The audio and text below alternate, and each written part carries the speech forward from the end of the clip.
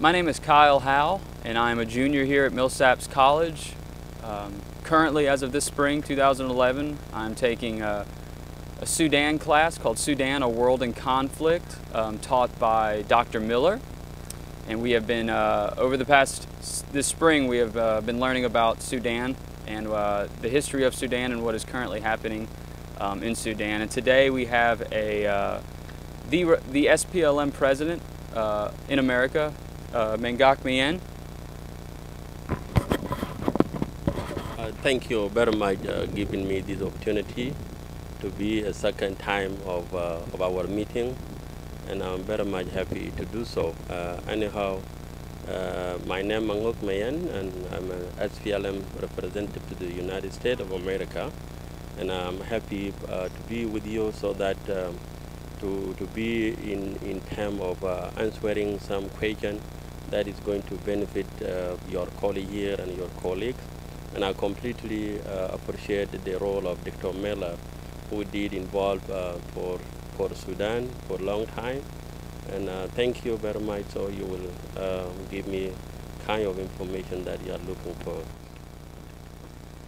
Mangok, my first question for you is, why was the SPLM created, and when was the SPLM created? The SPLM and SPLA was created in 1983, May 16, 1983. And the reason that has been created is because Sudan lived in very pressure condition for a long time.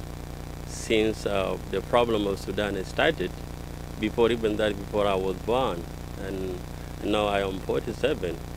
So this is, yes, your question is very logical, and I think the reason that has been created because there was a war that started in 1955, which also stopped in 1972, and then again erupted again in Sudan, and Dr. John Garang will lead the Sudan People Liberation Movement, the Sudan People Liberation Army, where the SPLM and SPLA started, and actually is a war that brought a little bit kind of peace that we call the CPA, which has been signed in 2005. Mangok, how did the CPA come about? Well, the CPA actually, of course, after a long time, for 22 years war, and that CPA, it was the SPLM, which is Sudan People Liberation Movement, and the National Congress, which is a party for the North.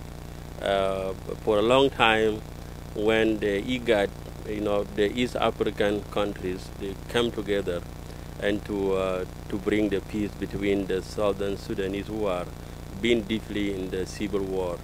So the National Congress and the SPLM, they agreed on the certain term how the peace can come. So the CPA actually is a comprehensive peace agreement that has been inked in 2005. But there was also the very big player in role to bring the Sudan to the end in 2005, and the many countries, and including the United States of America. In 2005, the Comprehensive Peace Agreement was signed, ending Africa's longest civil war between the North and the South. And there has been peace since then. Mangok, what do you think the obstacles to peace are following the referendum right now? The obstacle for the CPA or peace, there are many. Even that since from beginning, when the CPA has been signed, and all from 2005 up to 2006, there are a lot of obstacles because the North regime, which is leading by, which is NCP and leading by Bashir, they are always trying to recruit some Southern Sudanese against the Southern Sudanese, especially. They like to create the environment of militia in order to create instability in the region. The obstacles, there are many, but we want to make sure the SPLM and the NCP, National Congress Party, they have to stick to the point of what people agree upon.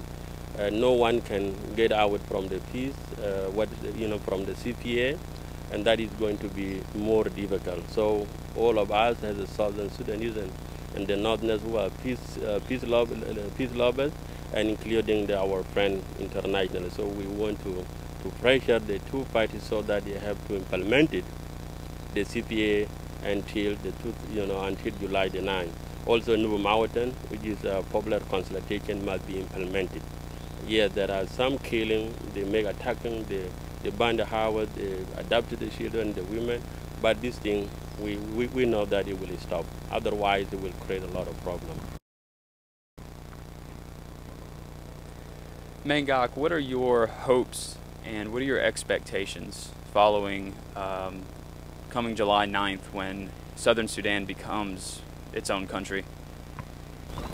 Of course, it's expectation, of course, when the CP has been signed in 2005, the expectation is that there must be a full stability because the Southern Sudan has been destroyed and doesn't have even that infrastructure being in the place already. There's nothing. So our hope and expectation is that a peace so that the innocent people of Southern Sudan and other areas marginalized to be stay in the peace so that the development can come, because there's no school, no road, no health, and even that the insecurity is too much. So my expectation is not different to the expectation of the people that are back home. And also my expectation is no different from the international community, the Southern Sudanese and Sudanese friends. They want to see the peace to be implemented. The peace must be there, and they need that to be, to be protected.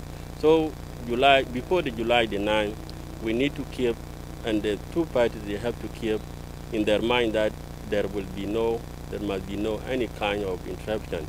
July the 9th must be implemented. That means the CPA have to be implemented letter by letter so that the peace can come, especially what is going on now in Abyei, what is going on in Darfur, and popular consultation, Nubu Mountain and Blue Nile. We need a peace, permanent peace. Anyone cannot interrupt it. On behalf of Millsaps and Dr. Miller and the rest of the class on Sudan, thank you, Mangok. Thank you very much. We appreciate it very much.